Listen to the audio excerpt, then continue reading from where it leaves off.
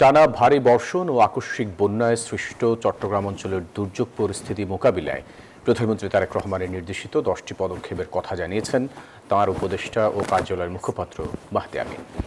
Facebook পোস্টে চট্টগ্রাম অঞ্চলে দুর্যোগ মোকাবিলায় প্রধানমন্ত্রীর গৃহীত 10টি উদ্যোগ শিরোনামে এই পদক্ষেপগুলোর কথা তিনি তুলে ধরেন। জানান, প্রধানমন্ত্রীর নির্দেশনায় দুর্যোগ কবলিত এলাকার পরিস্থিতি সার্বক্ষণিক তদারকি করা হচ্ছে। ইতিমধ্যে 1057টি আশ্রয়কেন্দ্র চালু করা হয়েছে, যেখানে 12,000-এর বেশি মানুষ আশ্রয় নিয়েছেন।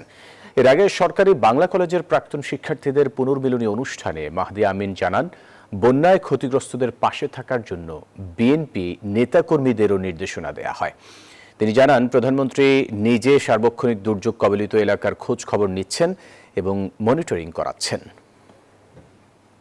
জনগণের সরকারের প্রধানমন্ত্রী হিসেবে মাননীয় প্রধানমন্ত্রীর নির্দেশনায় বর্তমানে রাষ্ট্র পরিচালনায় থাকা দল বিএনপি এবং সর্বস্তরের নেতাকর্মীরা এই 5 জেলা এবং অন্যান্য জায়গায়ও ক্ষতিগ্রস্ত মানুষের সাথে দাঁড়িয়েছেন, পাশে দাঁড়িয়েছেন এবং সম্পূর্ণভাবে প্রশাসন, আইন শৃঙ্খলা বাহিনী, যেখানে প্রয়োজন সেনাবাহিনী এবং রাষ্ট্রের গুরুত্বপূর্ণ প্রতিটি অনুষঙ্গ ক্ষতিগ্রস্ত মানুষদের কিভাবে কষ্ট লাঘব করা যায়, কিভাবে তাদের কাছে খাদ্যপণ্য পৌঁছে দেওয়া যায়, কিভাবে পানি পৌঁছে দেওয়া যায়, স্যানিটেশন নিশ্চিত করা যায়, সেগুলো নিয়ে কাজ করছেন।